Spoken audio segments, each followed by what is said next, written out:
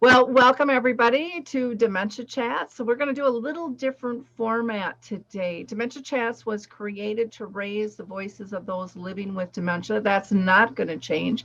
But normally this is a closed meeting and we don't let any outsiders in unless they have a dementia diagnosis. But today is going to be a really important conversation. We're going to be talking about Maude's Ventures, which is funding 3 different challenges. One for adaptive clothing, one for aphasia, and one for respite.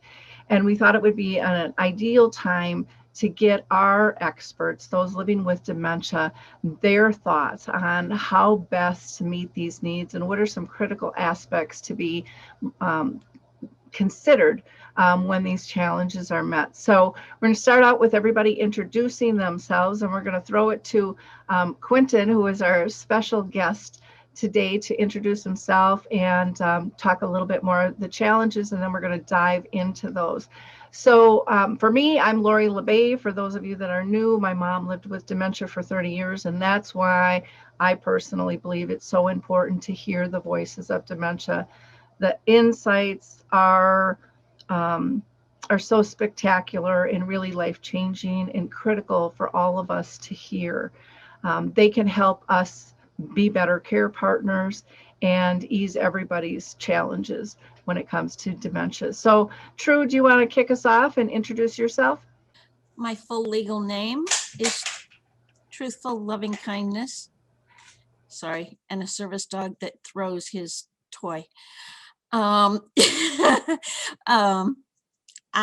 have my current diagnosis is mild cognitive impairment with Lewy body and vascular symptoms, and I blog, and I don't remember what else.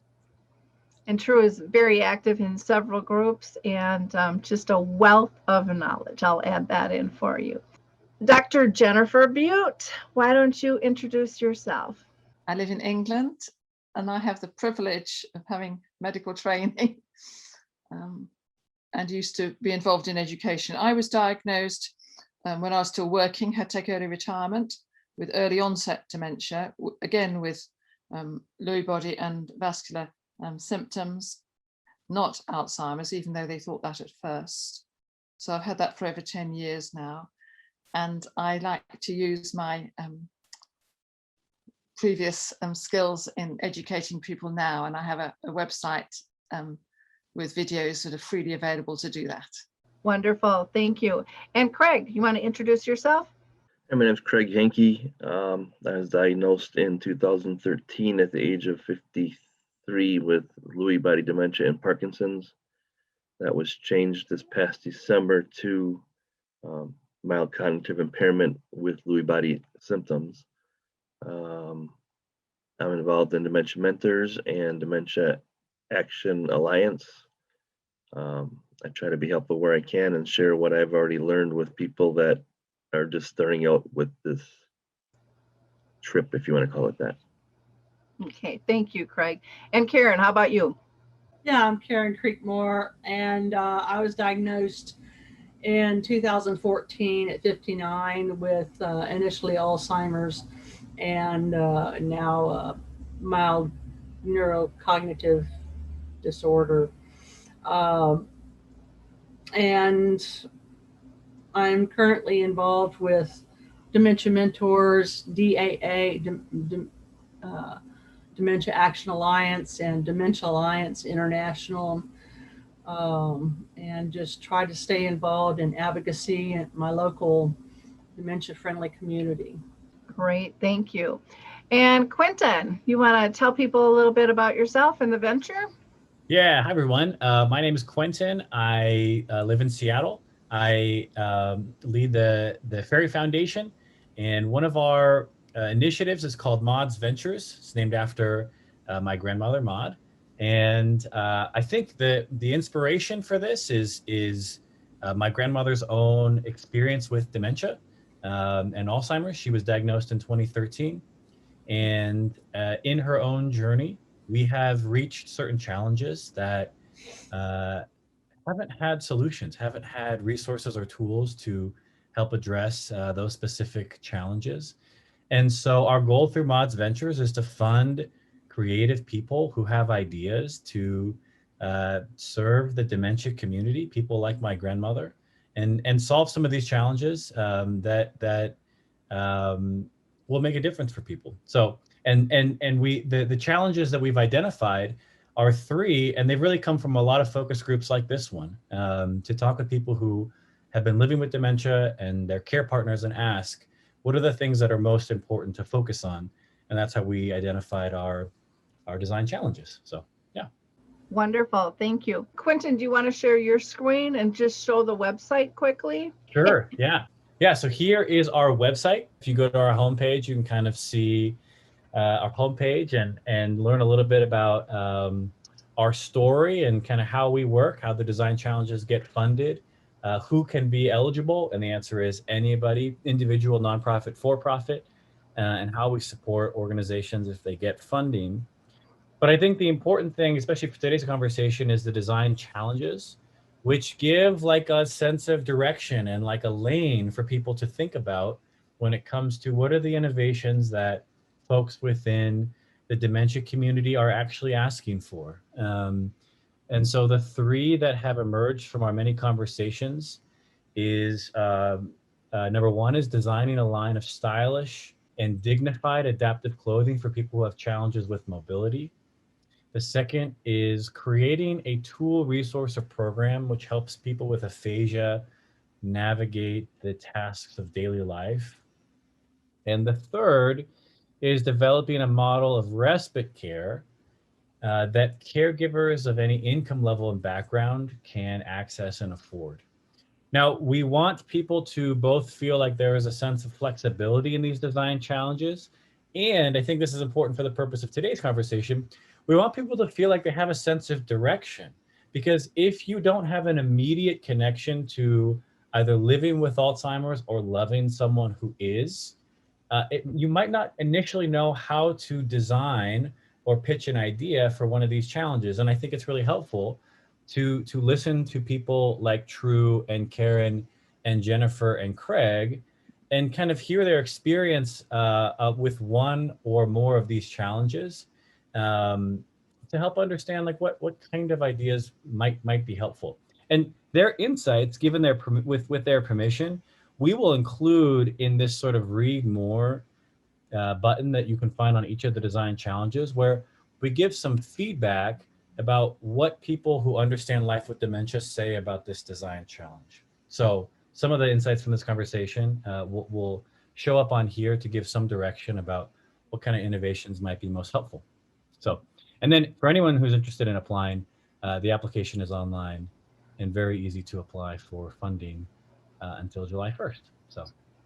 And one of the things that I want to add, because I just had Quentin on the radio show, and one of the things that he said is, hey, if you have questions, call me, text me. I mean, you don't normally hear that. And so that's really important and just shows how open and eager they are to listen and learn so that the best product or services comes forward out of this. So why don't we go ahead and start with adaptive clothing and tackle that in terms of what is it that you'd like to see in terms of clothing? What have you struggled with? I know for me, aging wise, my fine motor skills aren't what they used to be, and small buttons aren't my friend anymore and things like that. But I'm really interested in hearing from you. Craig, I'm going to go ahead and start with you.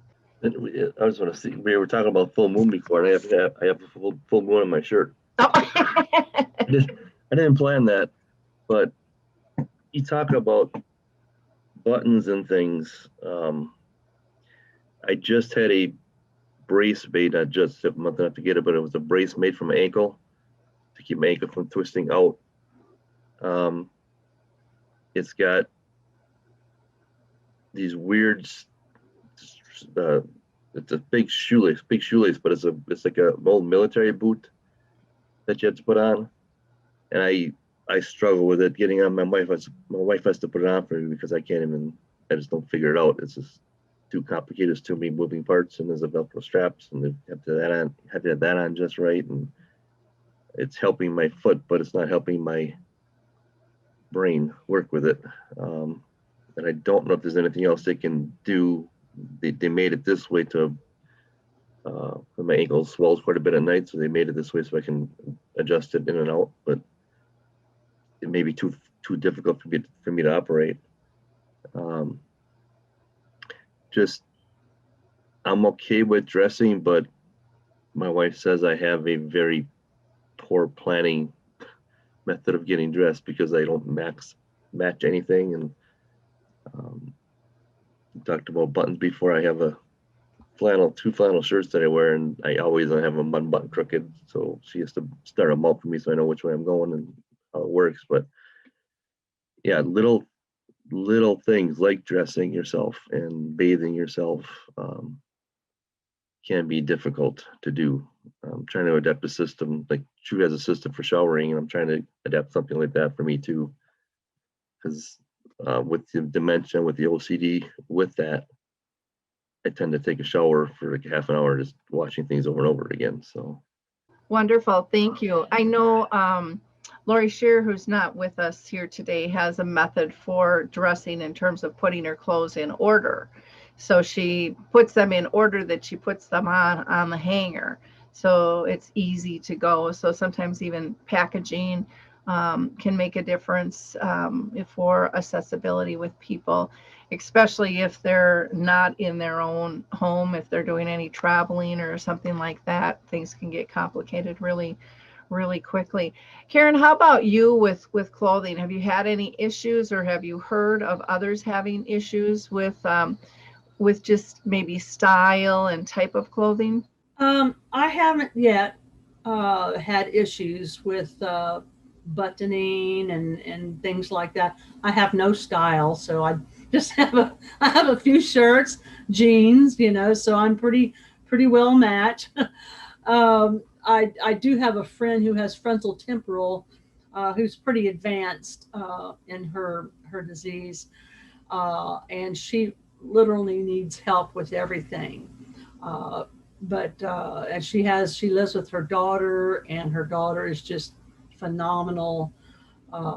So far I don't have issues with that. Okay, thank you. Jennifer, how about you? What kind of ideas do you have? Well, I find it's the order of getting dressed. Put your petticoat on top of your dress. Not very good if you go out, is it? So for me, when I get undressed, I have to arrange tomorrow's clothes in order. I have them on the floor or on a chair or wherever it is in order to be put on, because that's important. Otherwise, it'll be a disaster, particularly if I don't realize and go out. Secondly, I don't know whether it's the front or the back of a dress. And, it's all very well to find out at the end of the day you've been wearing your dress inside out or back to front or without the zip done out. So for me, I don't wear dresses with zips or buttons or, that kind of thing. And I like reversible dresses. Not all of them are, but you can buy reversible dresses inside out, or they can be the same, and back to front, doesn't matter. And recently in England, I've discovered someone who's struggling. I know this won't affect you in America, but what she's trying to do, she's called Roaringly Precious. And she is producing just clothes that are reversible. So it doesn't matter where you have them on back to front.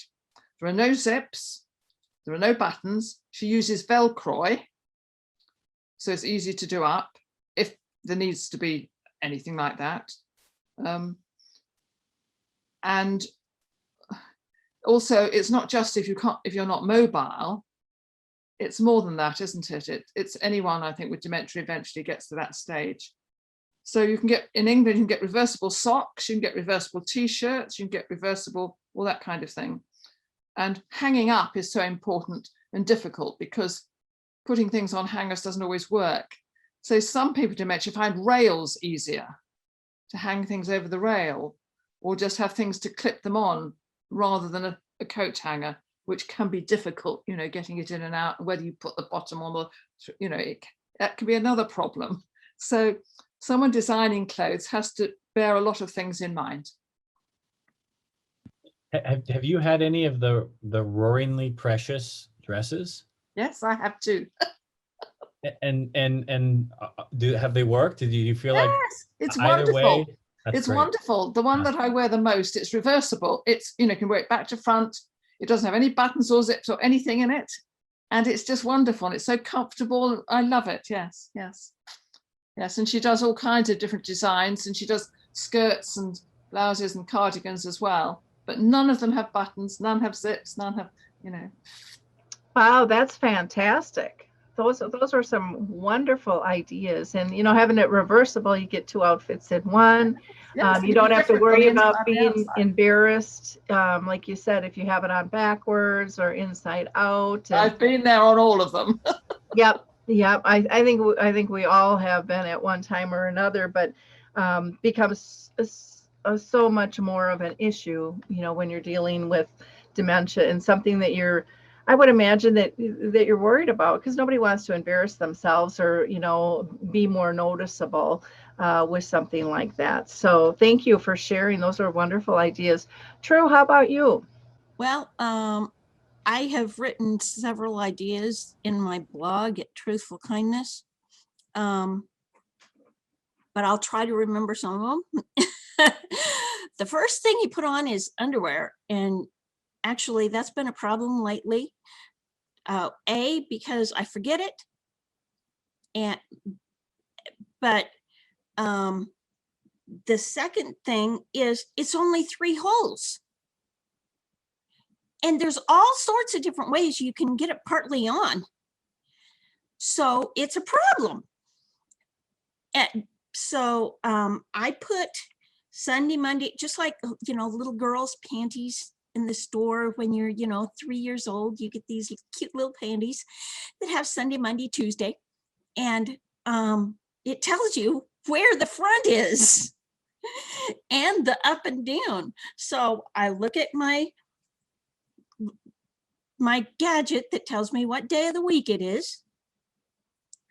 And that tells me where the front of the underwear are. On all the other pieces of clothing, I put a heart on the back, on the top of the back. So shirts, pants, etc., all have hearts right at the top of the back so that I know where they go. And I almost always wear the same things. Not the same particular piece of clothing, but I've got a dozen black turtlenecks, plus a few for in the summertime when we're traveling, because that's the only time it gets over 70 degrees. That are lightweight, but I always wear a black turtleneck, and my black jeans are all made by the same company. So there's my variety is what I put over top. And I've got a hole in my lip. Anytime I try to put something in my mouth, it ends up right here. So I made a number of different collars to catch the food, and then they have a black insert that I use these little clippies to put on and off, so that usually the food goes right closest. And if it's stained and I'm somewhere that it matters, I can take it off immediately and put on a different one underneath. I've had several people say, "Oh, gee whiz, those are so cute. You need to start a company." Well, I have had to drop a lot of my projects already because I am losing organizational ability. I'm not going to start a company, but it is an idea if somebody wants to do it. Well, Go ahead. Well, I was just going to say, and that's interesting because it is more fashionable than the old bib that, you know, goes around and covers everything. I would have never known that's why you have that. Never. Until you just told me that. I did not know that. So I think that's very, very interesting. You also talked about, you know, when you're talking about underwear, I was thinking even if they, you know, for the holes, you know, put legs or feet or something, you know, by them. So, you know, that's where your feet go through, and then doing something in the back, because, you know, you hold them up, you know, with the guys, they're a little bit different. They got their little peekaboo in the front, but, you know, girls, we don't have that to tell us, you know, what's going on there. So, but that makes a ton of sense. And what I'm hearing from you guys too is, you know, you want something nice, but it doesn't, you don't necessarily need a ton of variety in terms of what it looks like. Simpler, and it sounds like you kind of have your routines down in terms of what you like and what you feel comfortable with, because and please correct me if I'm wrong on that. But that you're comfortable with the type of clothing that you've picked out, so it is comfortable and it's easily accessible.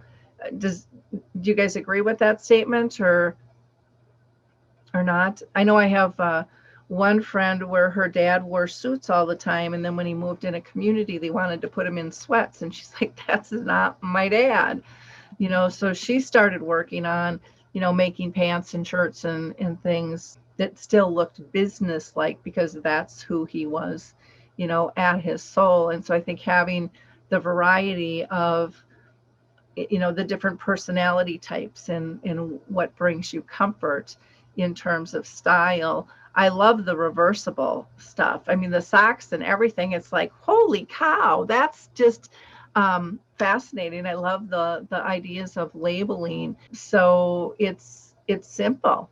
You know, Craig, you had mentioned even with, you know, color coordination, you know, becomes an issue in terms of matching. I know for my own personal experience, my mom got to the point where she only liked red.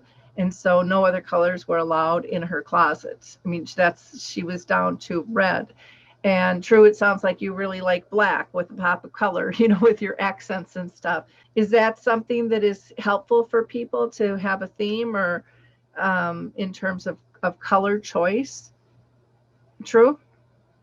For me, my husband is good at a lot of things, but one of my first things when I really started understanding more how dementia would apply to me, you know, not Grammy, not my great-grandmother, not my uncles, got plenty of people with dementia in my family. But when it came to me, color is really important. And it's not important to my husband. It's, you know, the colors, it's two different colors. It doesn't matter. It doesn't register. Clashing. But me wearing clashing colors, I would be uncomfortable all day. If I can see them, it is going to up my tension level. So that's why I went with black, because black it's much easier to match than red or blue. There are so many different colors of red and blue, but black, the more you've got the color in it, it will match black regardless, or at least it won't clash. And so that's why I picked black as my base color. Before that, I had tried having only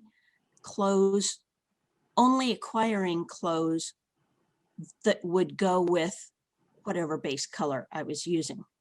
And that didn't work near as well. So that's why I do it the way I do. Okay. Craig? I have to mention, just yesterday I was in shorts cutting the grass, and my wife came out and tapped me on the shoulder and told me to stop the lawnmower. I said, why, what's going on? She goes, well, you've got one tall sock on and one ankle sock on. I was like, So what is it working? She goes, yeah, but the neighbors are gonna think you're crazy or something, whatever she said. But as far as clothing issues too, I've always said it, like when I'm in the woods in winter or on the ice in winter, I don't care what I look like as long as I'm warm. But the one thing I have trouble with, that should come up, is have somebody come up with some kind of a checklist.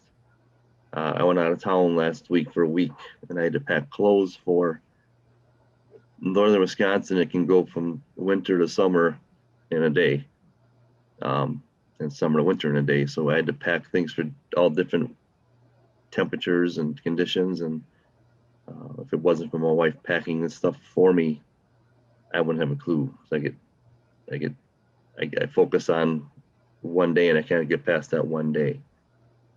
But she's very good at packing stuff for me, so I don't forget anything.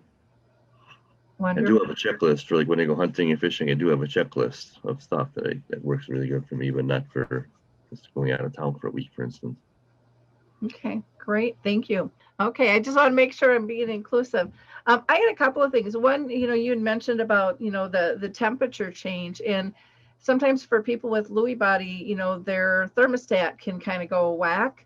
And so maybe some way to layer clothing that looks nice too. So if they're having problems with body temperature, I was surprised with women, there was no comments on bras.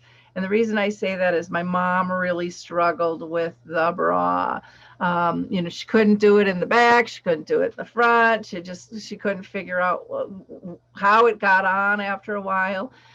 So coming up with something easier, I think, would be really helpful there. And then the other thing, I'm just saying from a care partner perspective, my mom got to the point where she needed a 2-person transfer. Not always did that happen.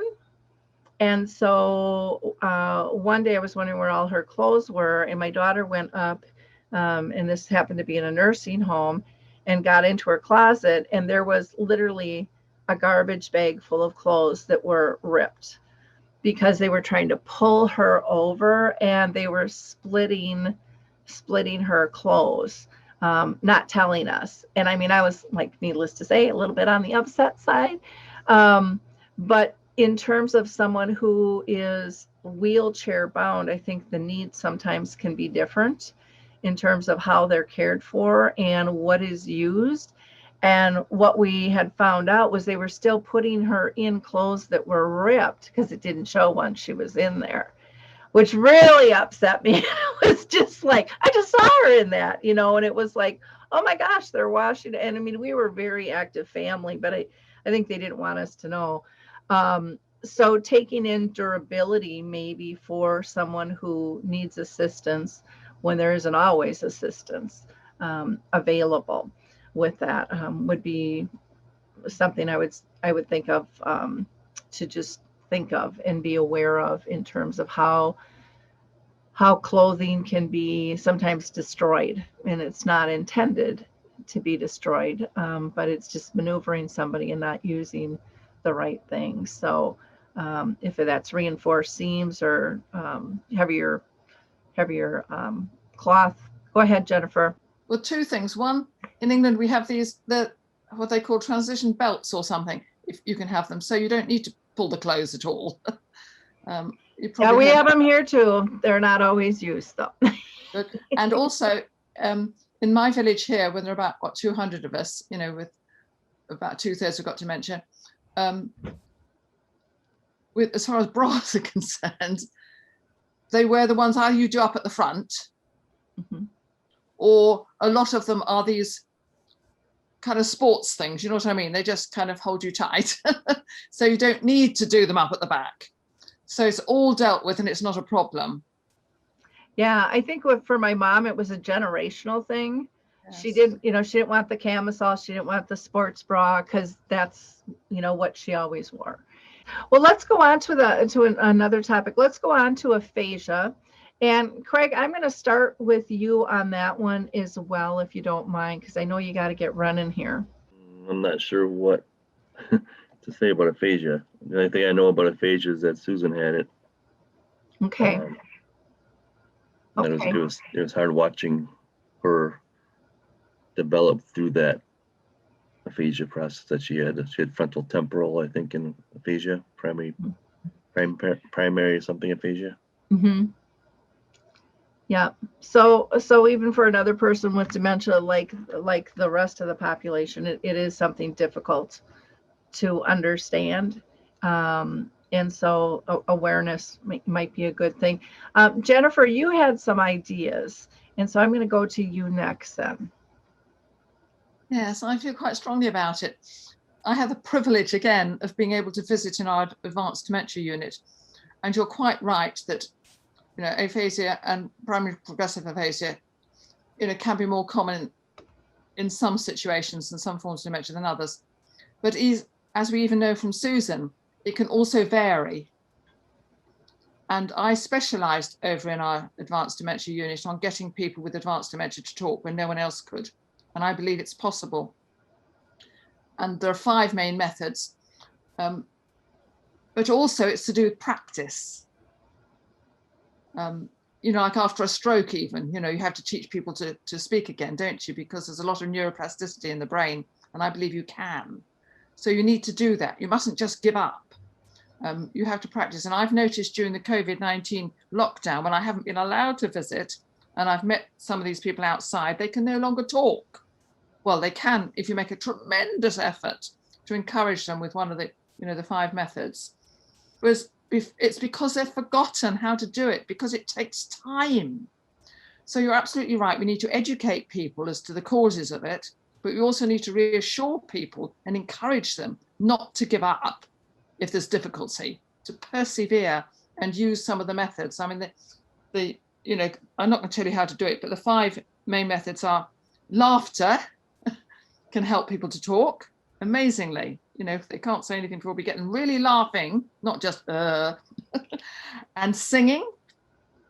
They can still sing even if they can't talk very often. Music, of course, because that produces emotion. It has to be the right music. It can transform people. I've seen people who are absolutely mute. One particular piece of music can make them come alive and enable them to talk. And then there are other more complicated methods of parallel and convergent speech, which is more complicated. But there are methods, and I think we mustn't give up and just say, you know, just point to the word or whatever. And there's someone called, I've recently come across, what's his name? Jose Ramos, he's American, isn't he? Who is working on software. He's struggling at the moment too. So he'll be a good, I must tell him about you. He'd be a good candidate for having help. I'm sure you know there are these parrots. He's not doing that just say what you say. Mm-hmm. You know those, don't you? Well, yep. He's much better than that. How many of you have seen, what's it called, Marjorie Prime? The film about the lady with dementia. Do you know that one? I'm not familiar with that one. About the holographic relatives. Oh, okay. Who can choose, but I'm not talking about the thing. It's just the idea that he's trying to do that now to get people to talk with things that they're familiar with and they know about, you know, that they're at ease with. It's kind of software, but in the form of a parrot, but it doesn't recite what you say, but you can kind of program it with the things that will enable you to then talk. Does that make sense? Yeah. Yeah. It sounds a brilliant idea, but it's in its very early stages and he's struggling a little bit. So I must tell him about you, Quentin. Yeah, please do. That sounds like a really interesting idea. Yes, I'm very impressed. I'm trying to encourage him. I think it's marvelous. He's really ahead of the game. It gets to your point about practice, Jennifer, which is something that we hear again and again, just how important it is when struggling with, bye, Craig. Thanks so much, Craig, for joining. How important it is when a person has aphasia to be practicing. So, and to have a really engaging kind of software to encourage that practice sounds like a really exciting tool to help support. So. And Jennifer, what did you say his name was again? I wrote it down because I knew Jose Ramos. Josearamos. I can't remember the name of his software business that he's just starting, but as I said, he contacted me because he was struggling a bit and he wanted some advice. Okay, wonderful. But I think he should be encouraged. I think it's a brilliant idea. Yeah, that would be great. Yeah, please connect him with Quentin. And Yes. anything else that you wanted to add, Jennifer? I don't think so. I can't remember anything else anyway. Okay. True. How about you? Any thoughts on aphasia? I forget right now, does aphasia include the inability to understand when people speak? I don't believe so. I thought it was more just the Only jumbledness. just the ability to speak. Yep. Okay. Yeah. Jennifer, do you have a comment on that with aphasia? Well, it's not directly, is it? I mean, it's to do with understanding. Understanding a word, not understanding anything is quite different to not being able to find the word, isn't that so? Yep. But I'm sure they can overlap, true. I'm sure they can. Everything overlaps, doesn't it? For both me and my uncle, the thing that first started was the inability to understand speech. We can hear the sounds, but they don't go together to make words and sentences that are recognizable.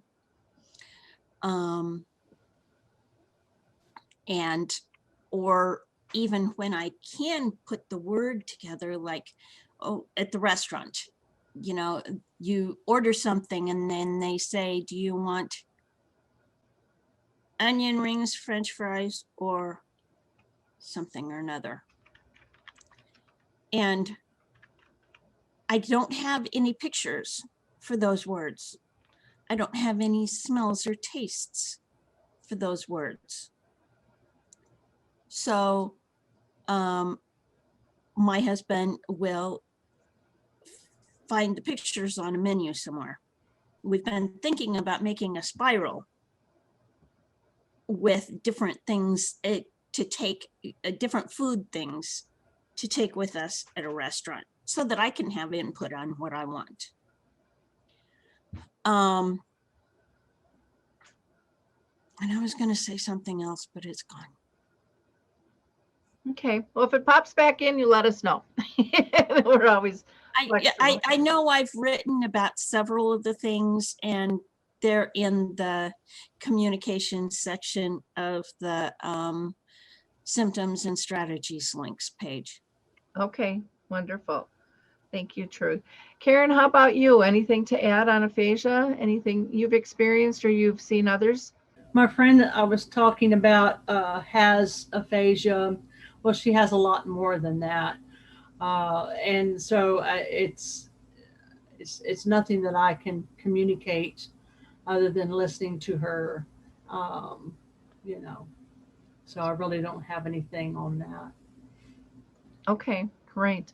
I had talked with Quentin earlier about Susan Sessions' film, and I just thought that that would be a wonderful resource. Not that it would be a tool or a product, but help build awareness and education, you know, around this situation and how it affects life in general, so that it brings more attention to that.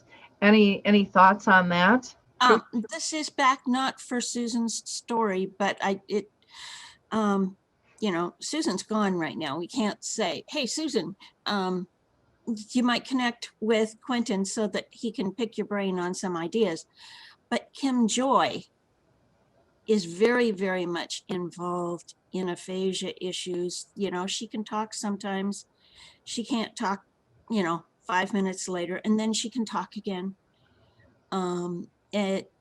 So that input, especially in someone who is designing something, I would really like to see whoever gets these awards of funds, make sure they've got a working group of people with dementia that have genuine input, not just, yeah, we heard you, but genuine input into the decisions. And Susan's story, I think, is I don't know what all is going to be in it. I know I donated and it's an important thing to me. I don't know how much of the movie is focused on the aphasia issue. I know that was one of the major issues that Susan dealt with. Mm-hmm. Yeah, I don't think the film isn't totally aphasia. It's really about life with dementia and the struggles with it. So it'll cover a lot of different things, but that would be definitely a strong element, because that was, you know, one of her symptoms with it. But again, I think it brings awareness to all of life and the different struggles and joys that can still be had. And you know, what a fierce advocate she was on this. Let's flip over and talk about respite. Quentin, can you tell us a little bit, because I know what you heard from families, they were looking for a little different model than what's out there. So if you can kind of highlight that. Sure. So here's my limited understanding of respite care, that it can be very expensive. That a lot of the commitment when it comes to respite care and having someone else help with caretaking is like either all or nothing. So either like a commitment that is sort of regular and planned out into the future, or not at all. And what a lot of the caregivers were telling us was that what they don't feel like they have access to is intermittent respite care. So respite care that can respond to the flow of life, where you might need a few hours here and a few hours there to take care of certain things in your life. And that one of the more exhausting parts of being a care partner is not being able to find those little windows of time. And so, and not being able to do it in a way that's affordable and with people that you can trust. And so the question becomes then, can we build a model of respite care that provides availability for people to come and care for your loved ones on an intermittent basis, kind of as needed, in order to move through the flow of life? And, you know, we have other services like this, like I think Uber is a good example, sort of like services on demand. And that's sort of the vision here. I think this is maybe the most challenging of the three design challenges. But would love to hear your input in terms of what you've seen, what the people in your life who accompany you might say, and any input you have. Karen, you want to start? Yeah. My dad had Alzheimer's, and Mom cared for him until he passed at our home.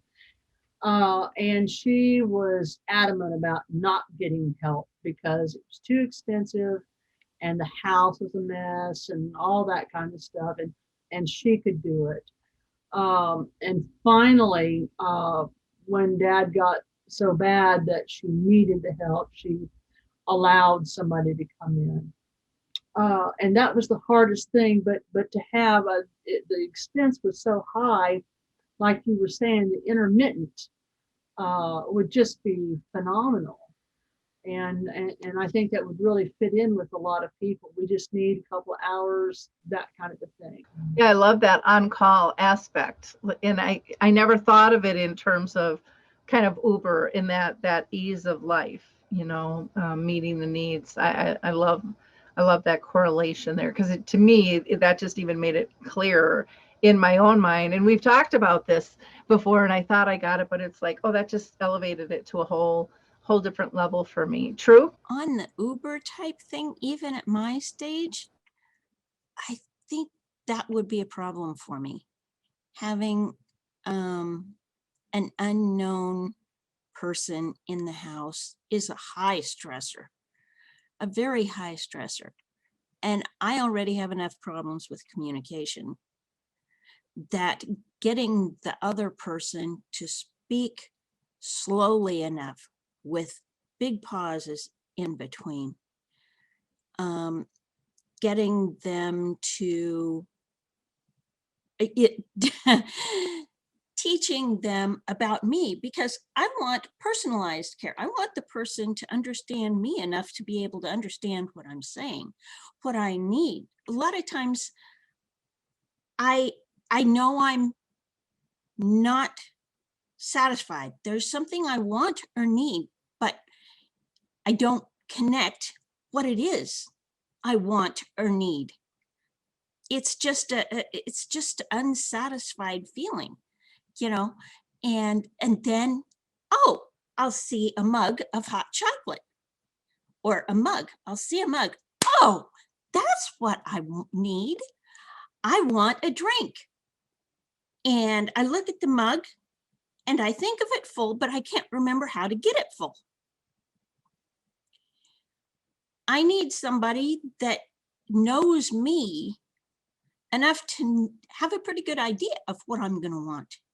And in a respite situation that is unpredictable in who and some of the other various aspects, I am probably not going to be near as pleasant and easy to get along with as I would be otherwise.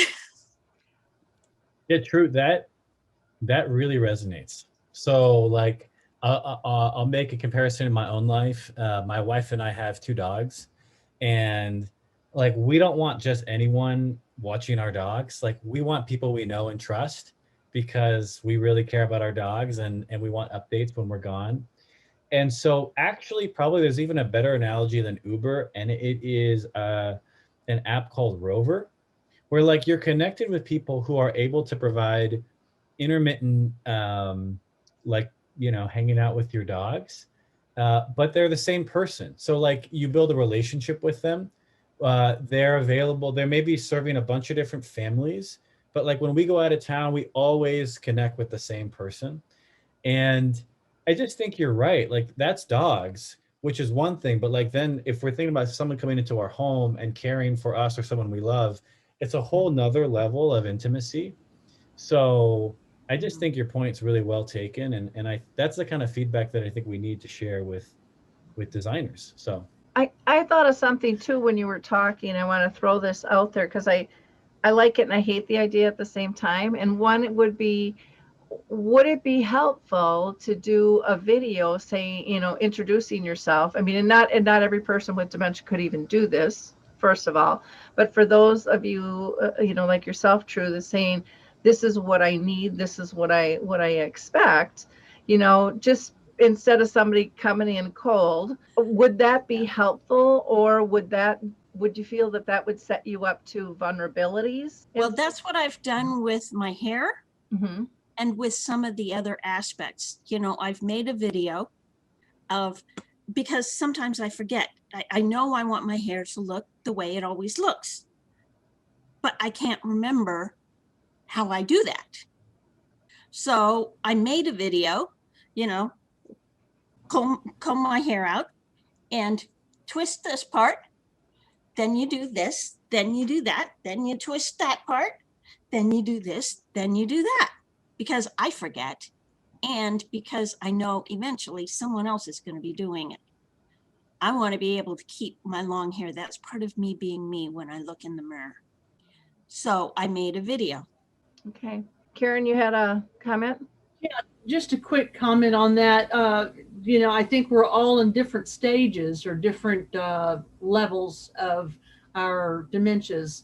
And for True, it's one thing, and for my dad, it would be another. And so part of that evaluation for Quentin is to have that in the beginning, you know, what are their needs, what, you know, how can they respond, and then act accordingly.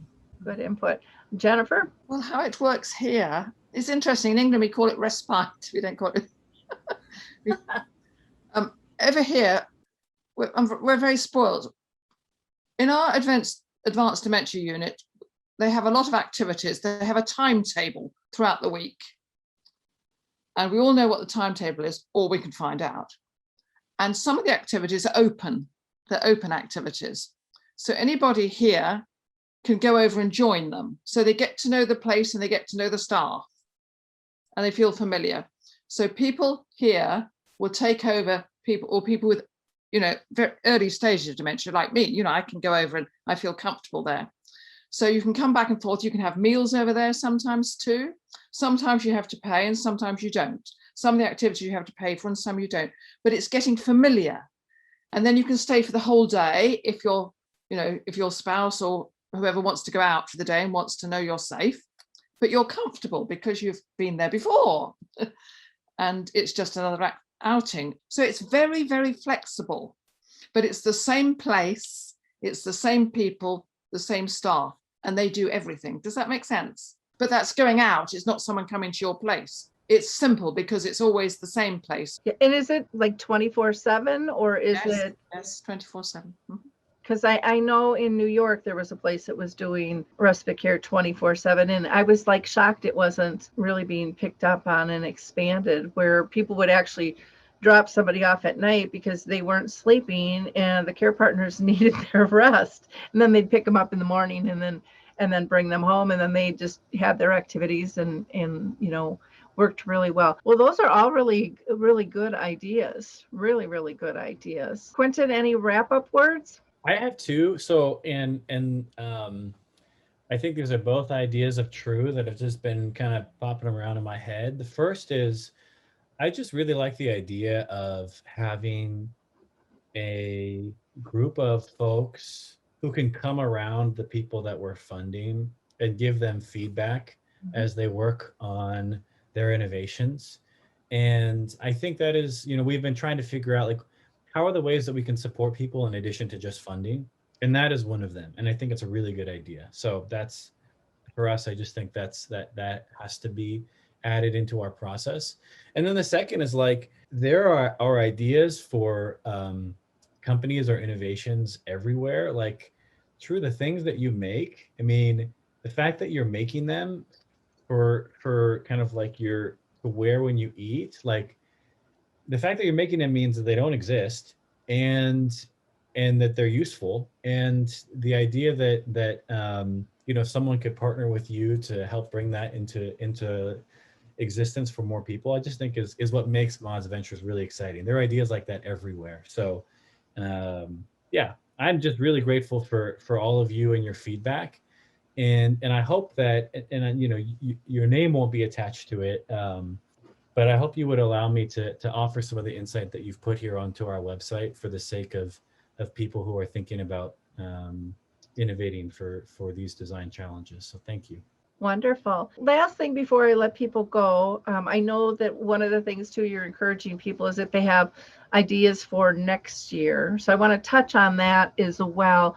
Anybody think of any particular thing? And I know that I'm just throwing this at you quickly, so I apologize. But any ideas that you think really should be looked at for next year when they do their challenges? I think that it takes some time. I have my symptoms and strategies links page. I think I'd want to go over that page and think about each thing before I answered. Well, even with that, you know, when you say that, I even think of maybe an app of symptoms and strategies that just has everybody's different workarounds for if it's getting dressed, or we heard a couple of times taking a shower, or as things happen, and just get all different types of ideas. Would that be something that would be helpful or useful for living with the disease, to just have some kind of quick reference to be able to go to? You know, I have like 1,200 links of written or videoed projects from people with dementia on symptoms and strategies. I haven't been able to keep up with it in the last couple of years because my symptoms are intensifying. But between 2015 and 2018 or 19 is when I gathered, well, 14. But you know, a lot of those links are now gone. All of the ones from, what's what's his name? Richard Taylor. The ones from Richard Taylor. I mean, we have a couple of them on the Dementia Mentors videos. And I think DAI has a couple. But all of this stuff, that big body of work is now gone. And I've thought about, okay, I've got, I think, almost 300 blog entries that I've written, and probably 300 from other people with dementia that I've got on my blog itself that I've put in. And what happens when I'm gone? And so a project to archive in some way the projects from people with dementia, I think, or say Jennifer, you've got wonderful videos and stuff in your blog. Yes, can I say something true? You have done a magnificent job, but we need more than just archiving. We can't cope with lists and lists and lists of things. We can't cope with that. We need pictures. It's a full-time job for someone and not for us to have the pictures for each of the subject with people can just click on them. Isn't that right? So all these links need to be turned into something accessible in a commonality, downloaded from all these places so they don't get lost, but sorted so they can be, ones that are helpful, or if they're the same, discarded or whatever. There needs to be some sort out, because at the moment we're just drowning in it. You have done a magnificent job, True, but it needs sorting and coordinating. You know what I mean, don't you? Yeah, and that's what I'm losing the ability to, and I don't know how. I mean, I do what I can with my blog site, but it's not dementia friendly. It is not dementia friendly at all. It needs somebody else to be able to take that work and do something with it so that it is more usable. Go ahead, Karen.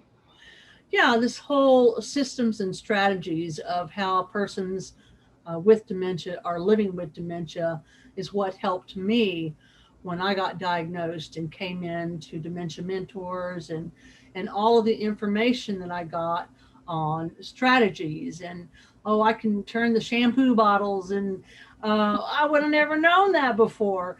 So having that resource in one place would be awesome. Yeah, I think another piece to that is educating families of legacy and the importance. I mean, a person with dementia has put in a lot of time, and I don't think they fully understand what that has meant to somebody with dementia, and to be able to have that information live on after they progress to a point they can't do it, or they've passed on, would be really, really amazing, really, really amazing. And one of the things that I, even like on our dementia map, we wanted to make sure that we had the voices of dementia and the voices of care partners on there, because so often, and again, we've gotten a lot better, I think, even in the last 5 years, but so often things are still very academic or medical model speak. And families and people with dementia need simplicity and cut to the chase. just share what you're doing with me, and I'll share what I'm doing with you. But how you get permission, how you roll that together. But oh my gosh, that would just be absolutely incredible. I mean, I think of myself as well with Alzheimer Speaks. We've got tons and tons of stuff. But if I die, will my family keep that up? They don't have quite the passion. They have different, so I understand all of that. And some things live on forever, but some things have to be paid for to live on forever. Yeah, that would be something interesting to explore maybe for 2022 as a thought. Anything else that anybody has? Again, I know we just kind of pushed this one out there quickly on you, but can always get back and put in your comments, on the site. Quentin says those are always welcome. But for this year, again, the challenges are on adaptive clothing, aphasia, and respite care. I want to thank you all for joining us and giving us your insights, and Quentin, for you and your family and your foundation for doing this is just absolutely incredible. And I will spread the word any way that I can. And I know our experts here today will do the same, because this is really important work. So thank you. Thank you so much. It was a delight to be part of this conversation. And I hope this is not the last time that we all get a chance to talk about some of these ideas. So thank you, though. Yeah, we'd love to have you back on when you get the 3 challenges and see what came of it. That would be kind of fun for the group as well. Again, thank you all so much. For our listeners and our watchers out there, please like, click, and share this with others. Spread the word. The window of opportunity isn't open forever. You know, with the challenge, there's timelines. So, Quentin, you want to tell people the time frame to submit? Sure, by July 1st. That's the timeline.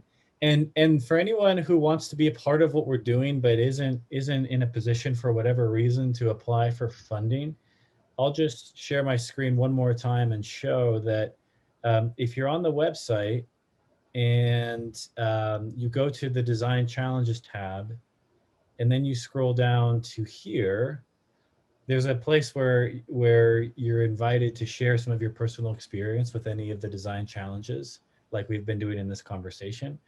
Or as more ideas come for next year, you can add them there, and it brings you to sort of a simple form where you can give some of that feedback. We'd love to hear from as many of you as possible. Wonderful. Well, thanks again. Until next time. So we'll catch you all later. Bye now.